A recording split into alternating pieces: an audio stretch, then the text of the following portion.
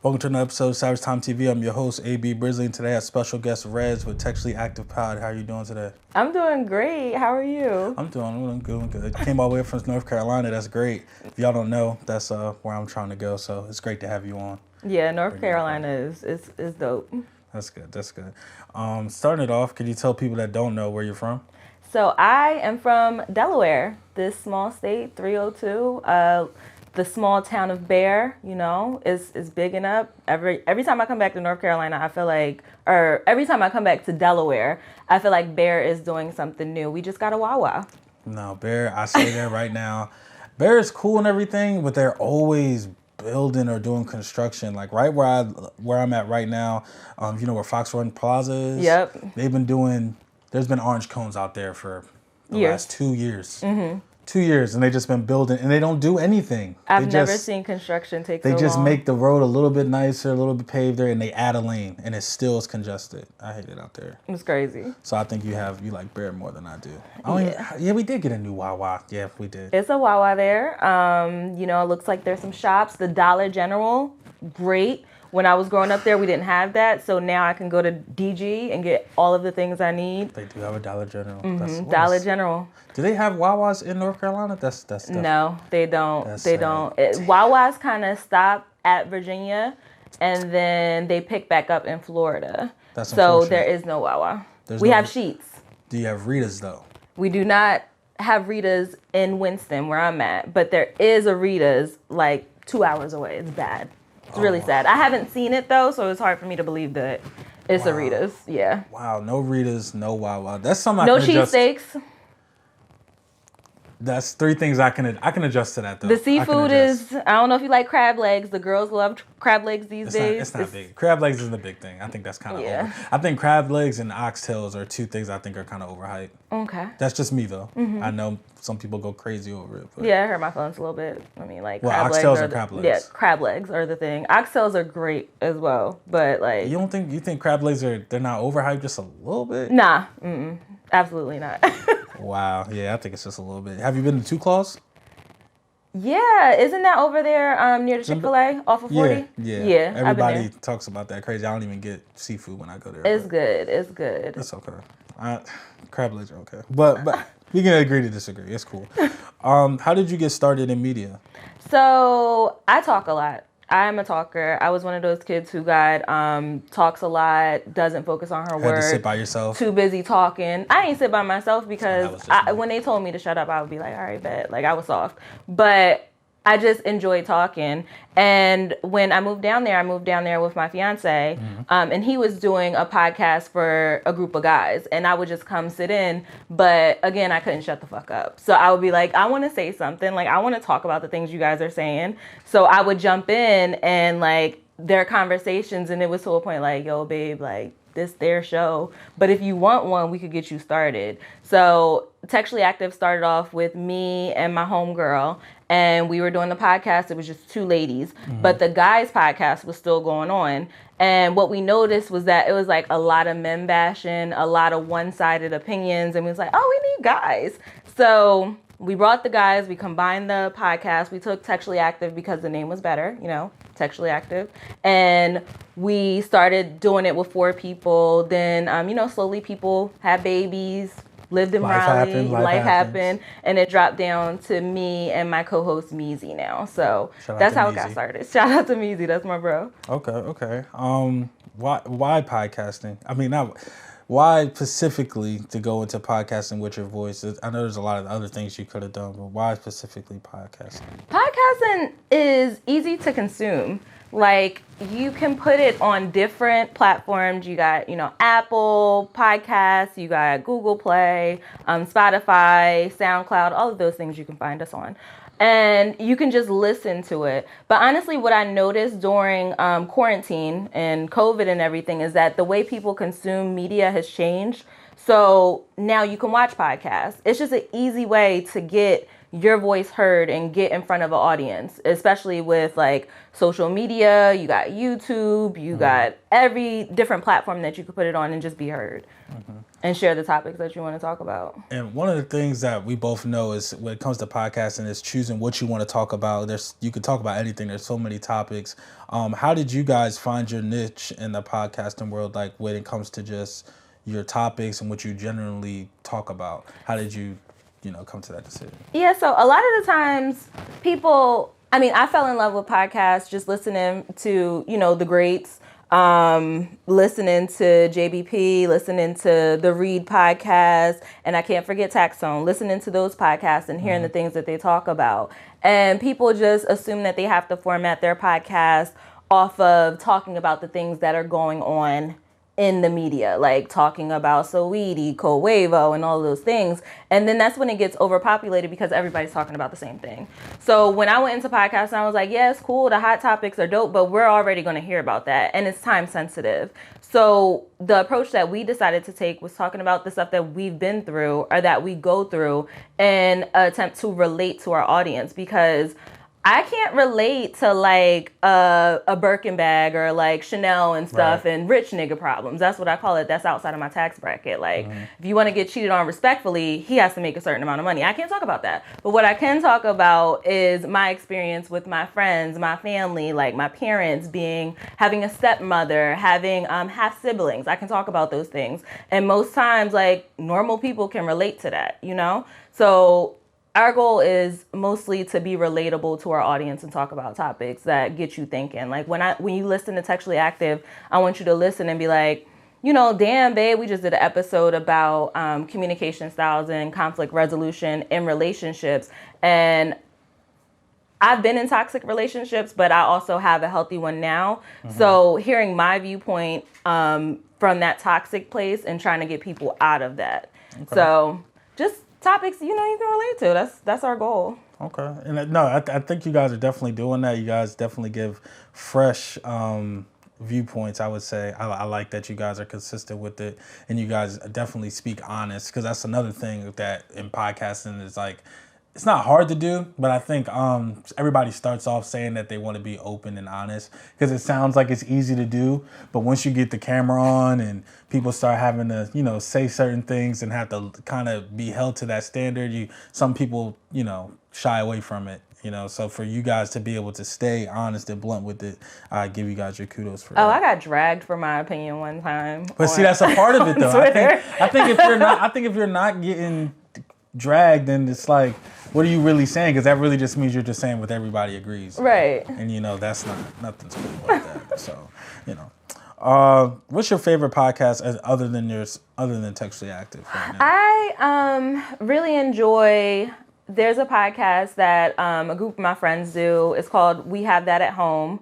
They are really good, That's really nice, funny. I like that name. Yeah, We Have That at Home.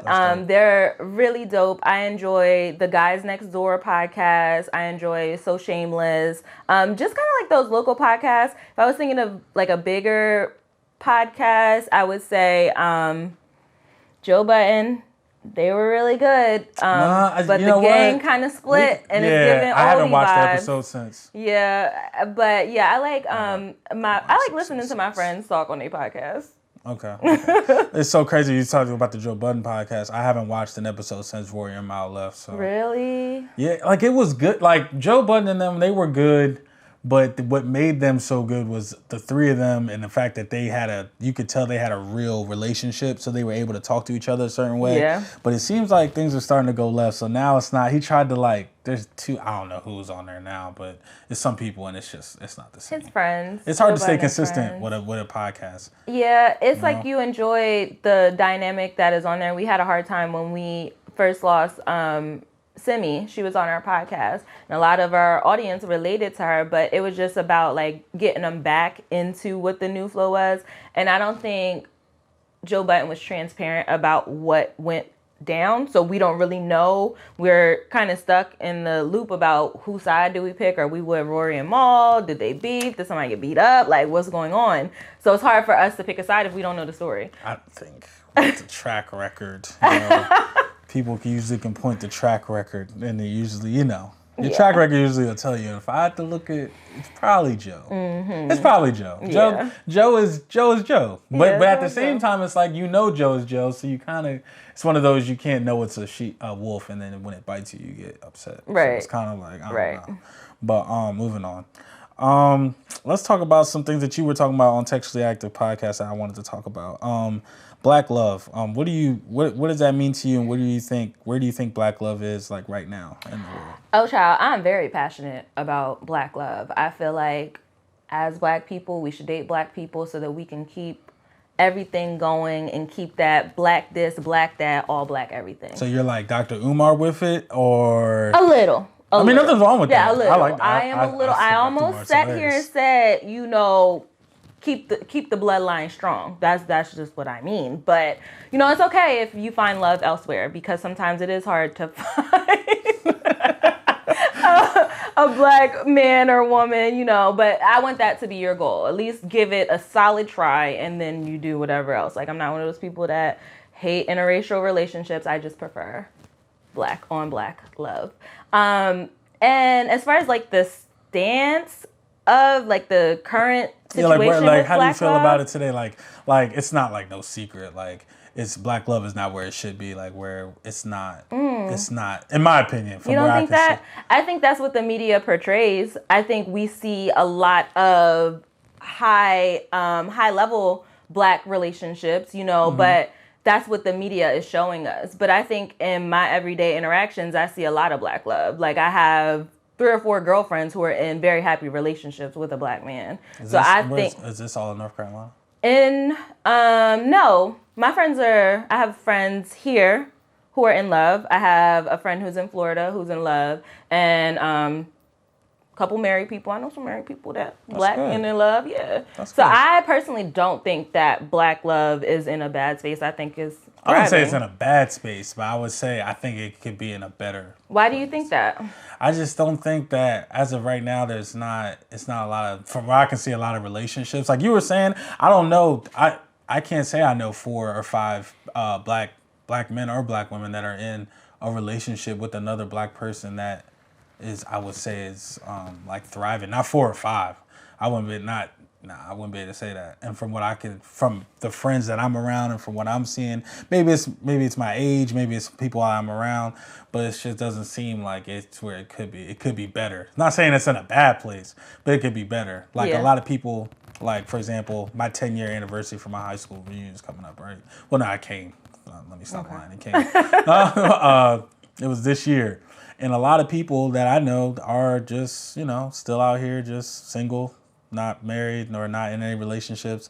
And you, like you said, you see what the media puts out there. And I will say that you can't take with everything the media says, but I'm just saying from what I can see, I think it could be in a better place. Yeah. But to hear your viewpoint is refreshing. I'll say that. Good. Yeah. So I think always there's some work that could be done. It's not perfect, but a lot of the times, sometimes you're too young and you're not ready to be in love. And I don't think people are clear sometimes with their stance, especially if you're single. Like, it's easy to say, I'm single and I'm not looking, but a lot of people don't take that step because they feel like that's going to take away from what could potentially be, which is like laying down and rolling around. Like, some people just don't take that honest approach, and that's where you get like miscommunication. He's toxic, he hurt my feelings, or he's ghosting me, and it's just like, just say what it is from the beginning and y'all be straight. Yeah. Sometimes, don't get me wrong, I think miscommunication is big, and honesty can eliminate a lot, but sometimes it just goes left for some reason. But it's all good. But that was an interesting perspective. I like that. You were talking about importance of tone. I think that's so important. I think that's so important because now I was in the military before this, so I don't like loud noises anyway.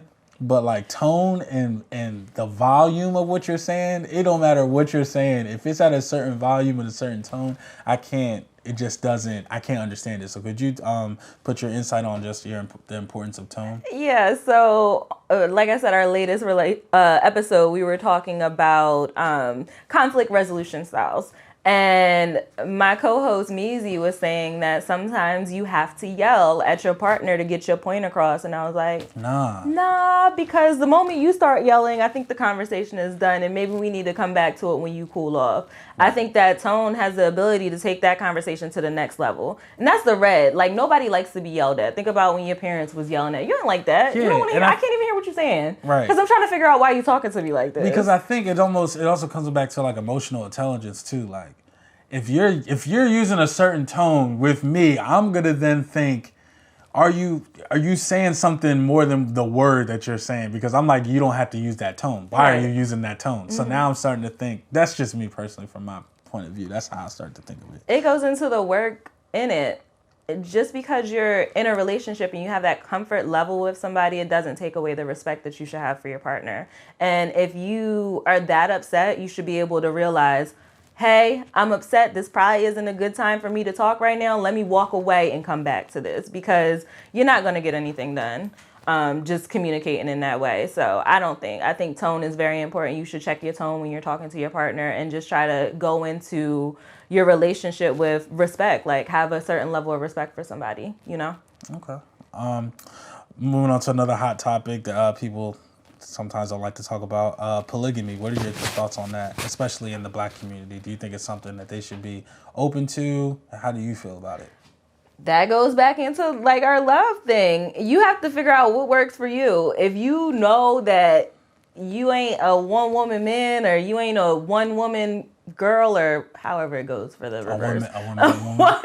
One man woman. Yeah, if you know you like to sleep around with people, stop trying to fit into the cookie cutter. Like, you don't need to be monogamous. That's just something that, the standard is set. That's what society made normal. You don't have to be in a monogamous relationship. You could spread your seeds. Like, you could have him, throuple, love it up if that's what you like. But I think the problem is that people try to sit down and fit in that cookie cutter, but you don't have to do that. Like, that's not what it is. Me personally, though, I'm not doing that. I'm very, I like to keep my friends, and I like to keep my man. Mm-hmm. And if I were to get another partner, it would be my partner, not our partner, but I wouldn't do that. It's not, okay. I don't think it's something for me. Would you say that, would you say a lot of people are kind of doing it already though? Like, if for example me, and I don't got no kids, but say I have 2-3 kids and I got 2-3 different moms, it's kind of a polygamy thing already in a way, kind of. Not really. I mean, polygamy is an agreement. No, I'm saying if we're all dealing with each other, and I know a lot of women will say, well, I don't want to share my man or share this, but I'm like, you already kind of sharing them already. If everybody unknowingly, unknowingly, and if it's you and your friend and y'all fucking the same dude, unknowingly, you kind of doing the same thing. Y'all just not doing anything with each other, but y'all sharing the same dude. Mm-hmm. So, how do you feel about that? Do you feel like that's the same thing, or do you feel like that's completely different? No, it's completely different, because when you go into any relationship, you make an agreement with the person that you're with, and you say, hey, this is what I want. I want to bring somebody else into it. You might have your main, you might have, your girlfriend, your wife, and your girlfriend, but it's an agreement. I think being single is completely different from being poly. I don't think it's the same thing. Okay. Cheating respectfully. What do you think about that? Do you think there's a way to cheat respectfully, or do you think it's more something like, as somebody like Kevin Samuels would say, exercising your options? Why are you cheating? Why are you cheating? Why not have that conversation? Why not communicate and say, look, I'm not happy. But if you can't have the communication, because most of the time I would say a lot of couples have a lot of miscommunication most of the time. They do. I don't think, if you have to cheat, I understand where she was coming from with not finding out, but I think to say it is kind of like allowing it. In a way. And it's kind of like, just say to your partner, you're allowed to see other people, but I don't want to find out about it. I don't subscribe to it. I think you have to make a certain amount of money to be able to talk to women like that or cheat that. How much do you think you need to be making? What's Saweetie say? 6 figures? 8 figures. 8 figures? What she said, yeah, something along those lines. I just wanted, so 8 figures, that's it? Yeah, I feel like a lot of women will agree to certain things if you're making a certain amount of money. Oh, I completely And agree. You're able to provide a lifestyle for her. She doesn't want to give that up. And if the only thing that she's unhappy about is you sleeping with other women, at least do it where everybody else doesn't find out. I guess that's what what's her name, Megan? If I make enough money, like for example, say I guess who makes that? Say I'm in the league basically. I'm in NBA. I'm making $10 million a year. I'm providing everything. You should be cool with me cheating respectfully while I'm on the road, as long as they almost expect it. Like, if you're dealing with a rich man, I think it's almost like a norm, like he's going to cheat. But if you don't have money, then no, you can't. You need to be clear about what you're willing to accept. And obviously she's like, you can cheat, but don't let me find out. Other women are like, you could cheat and I'm going to leave. I don't think every woman is going to go for that. But if you're going to do it, at least have something to keep your girl or know where her, I agree. Her boundaries are. I think if you're making that much money, in my opinion, and you don't find out about it, you should be cool for real. That's my opinion, though. I know my opinion is kind of wild, but I feel like if I'm providing this, providing that, you're not working, you living, you're doing exactly what you want to do every day. You got to show. I'm gonna just say this now, EA, that don't work for you, okay? Okay.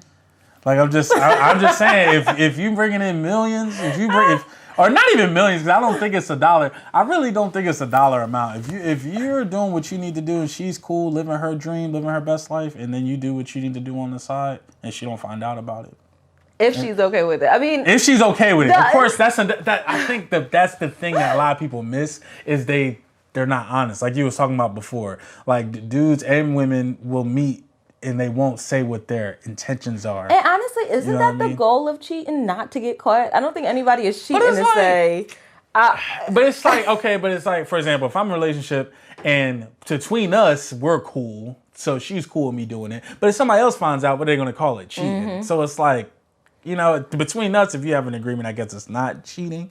But then if it goes left, she going to call it cheating. If it all goes left 7 years from now, but I was only doing that for 2 years, even if it was an agreement, it's going to be called cheating. Right, it's cheating. So it's cheating. If you pop out with a baby, now see that's not respectfully. That's not respectfully. Yeah. That's you're bugging. You're bugging. You're doing too much.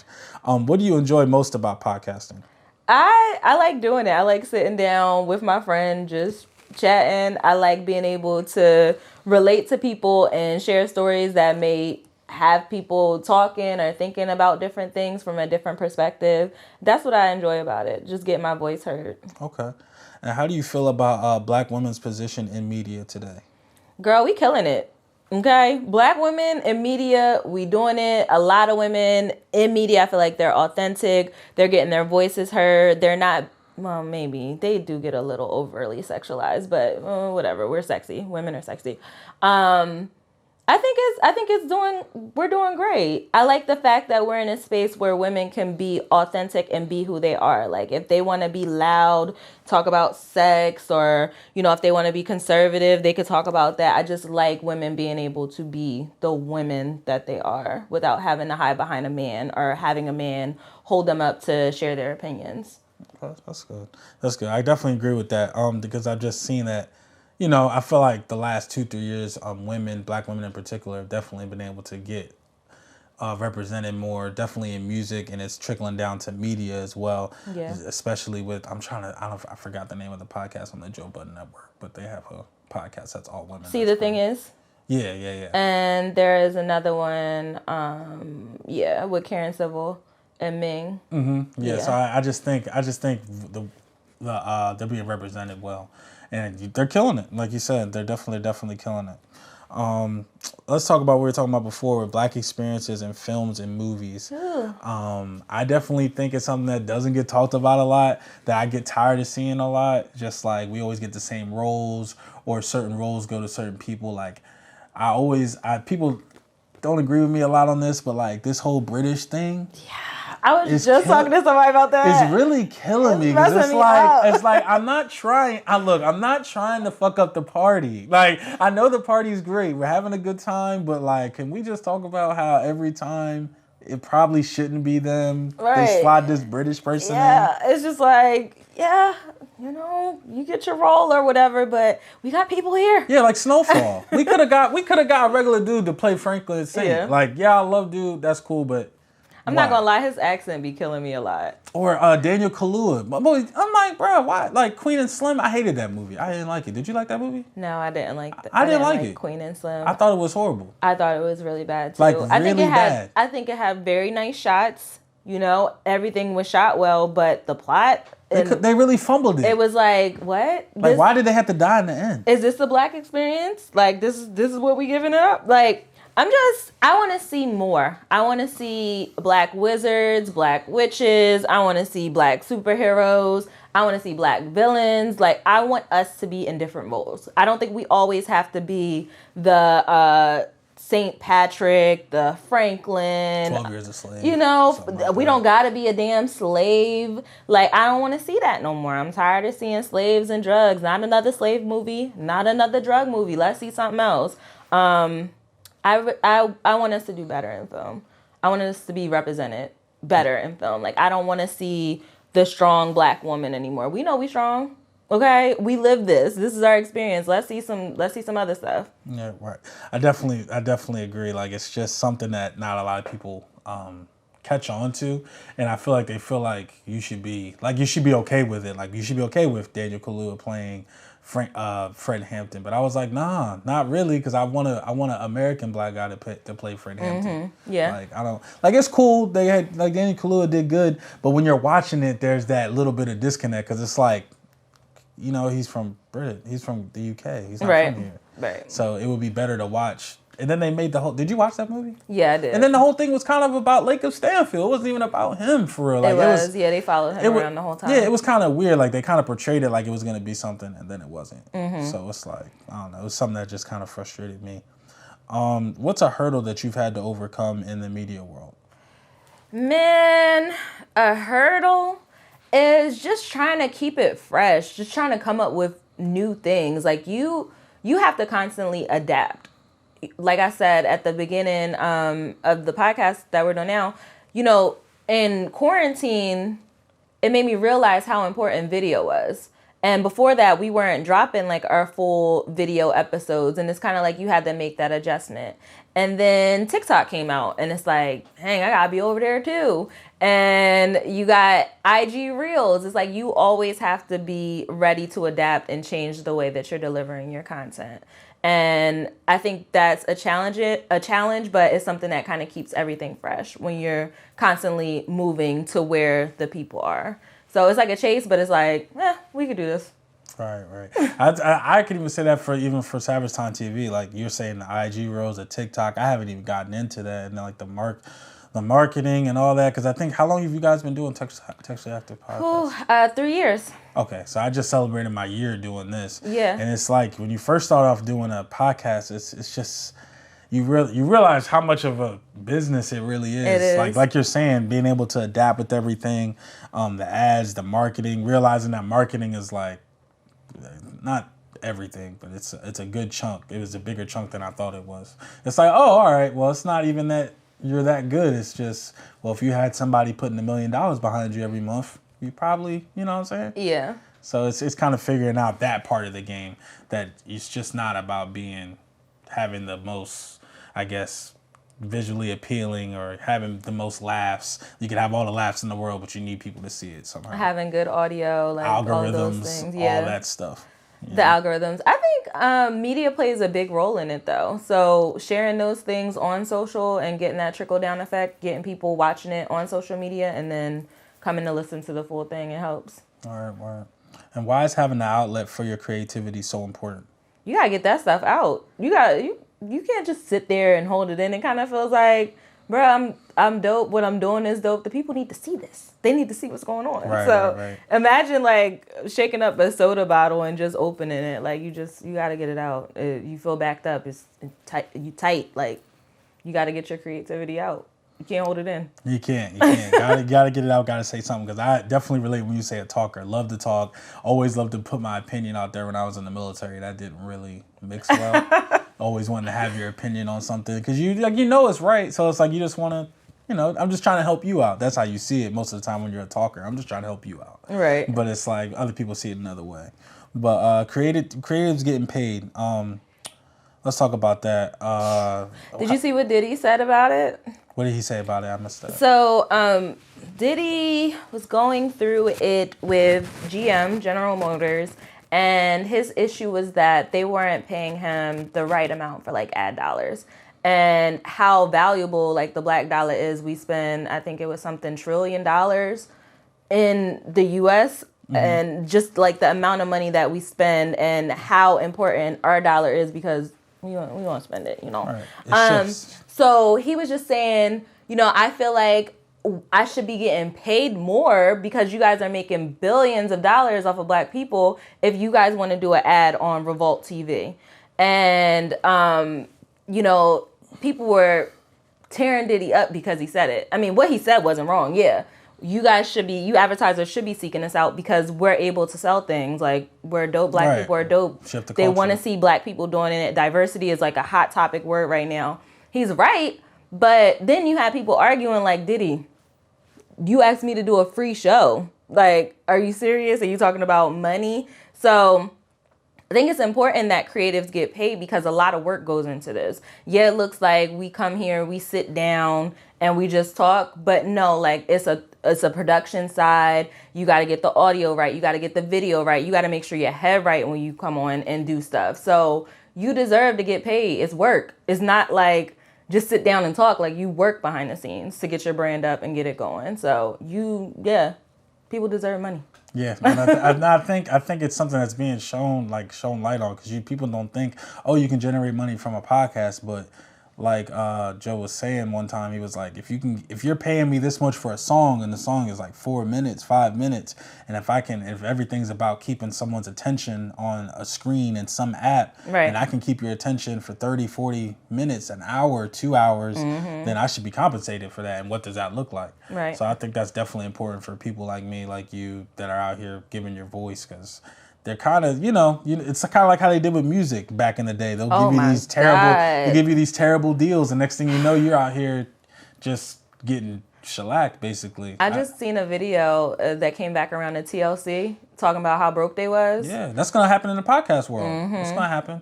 Yeah, so I think it's important for us to get paid, especially with the influencer thing. Like, you gotta figure out a way to get paid for the work that you're putting in. So yeah, get your money, creatives. What's your favorite music from this year? This year? What came out this year? Or you can say last year. I forget. Not everybody's like, I'm a music, like I listen to everything. What have I been listening to? I've been listening to, honestly, K Tronada, Tame Impala. Then Tame Impala is pretty dope when you're doing shrooms. I will say that. Shrooms. Yeah, if you like Tame Impala, if you like Tame Impala, you have to listen to Tame Impala on shrooms. Yeah, I like That's Tame Impala. I would just suggest, just put it out there. We can. And then I've been listening to Uzi. I love Uzi. Wow, I want to go to a concert. Do you like the diamond in his head? I don't. He could do whatever. Uzi's just that guy. He's weird.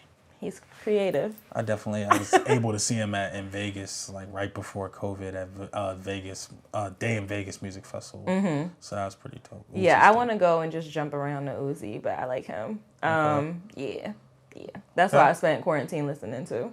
Okay. Shifting it over to mental health. Can you give me your definition for mental health and how you keep your mental health on the up and up day to day? Yeah, mental health it's easy to say. It's easy to tell people, go talk to a therapist, go get the help that you need, but it's work day in and day out. And every day you're not going to wake up like in the perfect mood, but you have to work on that.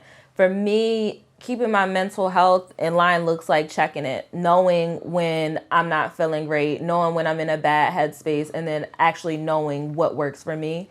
So, the gym is helpful. Listening to music is helpful. Coming on my podcast and speaking about the things that are going on is helpful. And just putting it in check while it's happening instead of like burying those feelings. I feel like you need to have an outlet for that. The same way you have an outlet for creativity, just having a space to be able to decompress, because it's a lot of stuff going on.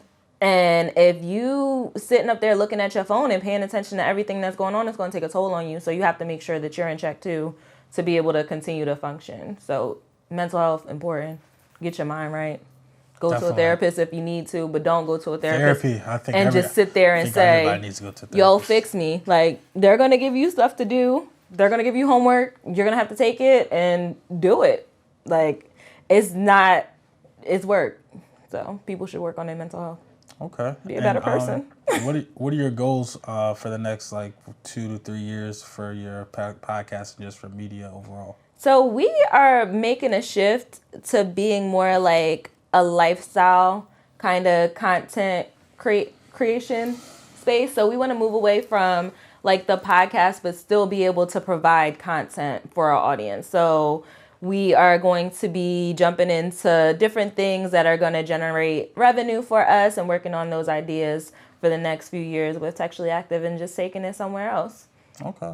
Making a shift, we always got to change some stuff. So Textually Active is going to be shaking stuff up. It's a verb, It's not just a podcast. It's a verb. It's something you are, something that you textually active right now. Yeah, that's true. It's something that you do. That's definitely you that texty. you do all the time. I like that. Okay, so you guys are switching over to more like a lifestyle brand. Okay, That's gonna be nice. I'm looking forward to see how that comes out. I always tell people the youth are the most important. I know you're probably role models to a lot of people that you know that you don't know. If you could give them a message about following your dreams, could you tell them what that would be? Yeah, stop trying to live up to everybody else's standard. Do your own thing. In the end, it don't matter. You spend the most time with yourself anyway. Make sure you're happy. Don't be out here trying to please everybody else. They don't even know what they like most of the time. So for the youth, do the things, try new stuff. Don't get stuck in trying to do what somebody else is doing. Like, figure out what you like to do. If you want to try painting, you want to make a song, you want to create something, do it. Just go after it. And don't really put too much thought into what people think, because it don't matter. Okay. That's the words I want to hear. And where can your new fans find you at? So you all can find me on Instagram. I'm on Twitter. I'm on TikTok. We're on YouTube. And our handle is at Textually Active Pod on most of them. You can Google Textually Active Pod. You can search the Textually Active hashtag. We come up. So we're everywhere. Okay. Well, we've run out of time, unfortunately. This was definitely another one of those easier podcasts for me. It was definitely great to have you on. Thank you for the opportunity. I'm your host, A.B. Brisley of Savagetimetv, and this is our special guest, Rezz from Textually Active, and it was great. See you. Peace out. Thank you for having me.